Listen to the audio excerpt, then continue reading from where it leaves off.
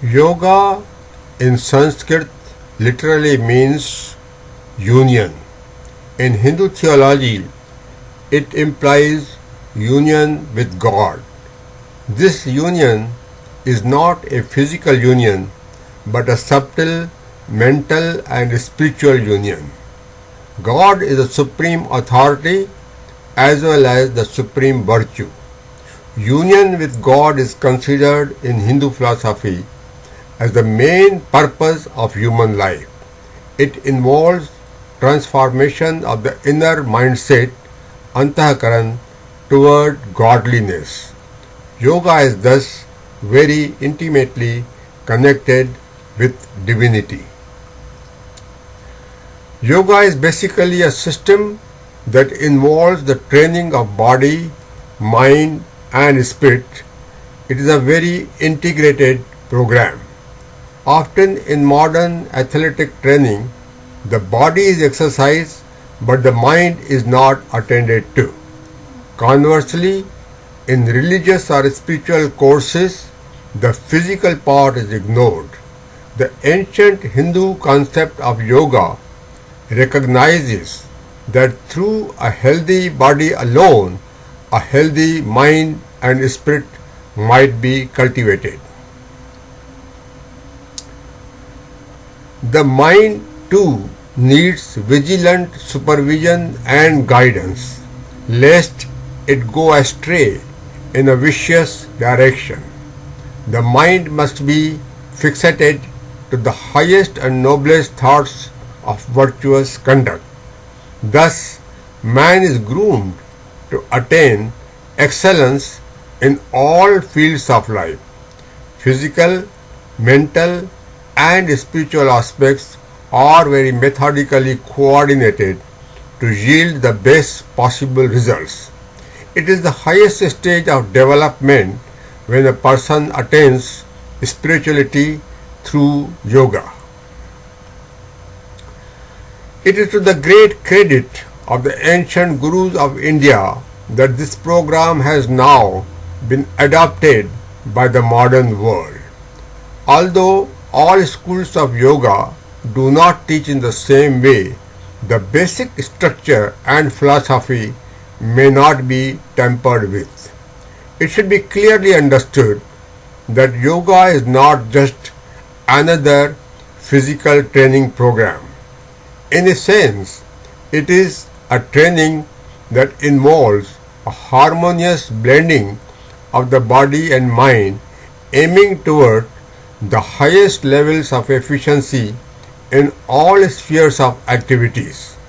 By its original definition, yoga is a union with the divine. In any modified form, if there is no such union, it may not be called yoga. Essentially, yoga is coupled with spiritual qualities. It has been stressed that yoga should always be performed with a pure mind. Even though yoga may not be done in the same way at any two places, there are abundant variations and modifications. Yoga is always conducted with a sense of auspicious sacredness. It is usually started with an invocation and chanting of Om or some other Vedic mantra.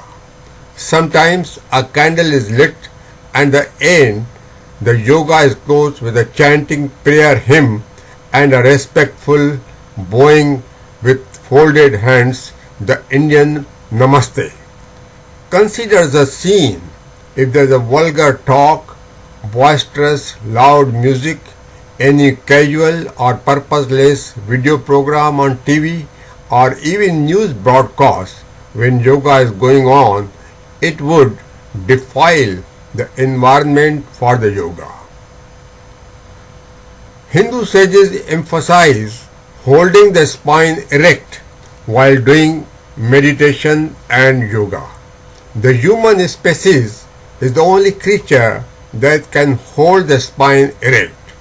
Ancient seers probably observed a strong facility of the erect spine and the brain. The upward passage of the Kundalini chakra also traverses this path. It would not be wrong to say that yoga has taken the world by storm. In America and Europe, yoga has perhaps become more popular than it is in India today. In recent times, there has been a flood of yoga centers across America. There are scores of books, magazines, and websites on yoga. Yoga has found its way into the American lifestyle, not just with adults who want to improve their physical, mental, and spiritual capabilities, but also with young children. Public school systems sometimes use yoga exercises in physical education classes. The inmates of American jails do yoga exercises too. More than 20 million persons in America alone are at present involved in yoga exercises. In many Western yoga centers, the proceedings are conducted in a secular, non-religious manner. Physical postures and exercises, together with some breathing exercises, pranayama, form hatha yoga. Apart from few symbolic gestures, no religious teaching may be offered in the program.